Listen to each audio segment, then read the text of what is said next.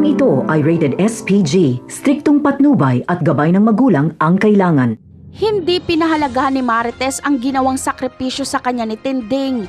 Ginawa ni Tinding ang lahat maitago lang si Marites sa mga gerero dahil papatayin ito ni Pilar dahil isa siyang bastarda.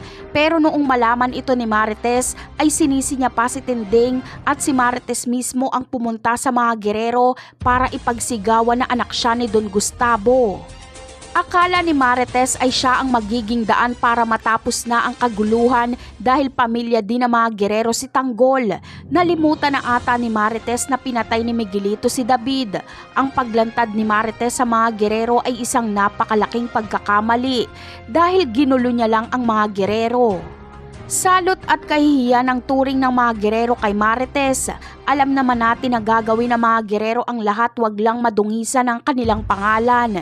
Kaya banta sa kanila si Marites dahil kapag malaman ng publiko na may bastardang anak si Don Gustavo at bunga ito ng pananamantala ay masisita ang mga gerero at ito pa ang magpapatalo sa kanila sa eleksyon. Kaya naman, nanganganib ang buhay ni Marites dahil si Miguelito at Roberto mismo ang mag-uutos na patayin si Marites dahil panira lang ito sa kanilang pamilya. Walang alam si Don Gustavo sa planong pagpaslang nila Roberto kay Marites. Mabuti na lang ay laging kasama ni Marites si Ramon kaya protektado si Marites. Sa ibang eksena naman ay malalaman na ni Rigor na si Miguelito ang pumatay kay David. Si Santino ang magsasabi nito sa kanya.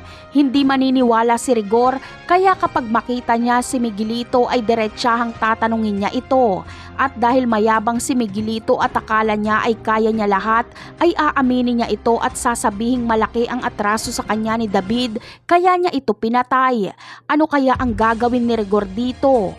Yan ang aabangan natin sa mga susunod na episode. Paalam!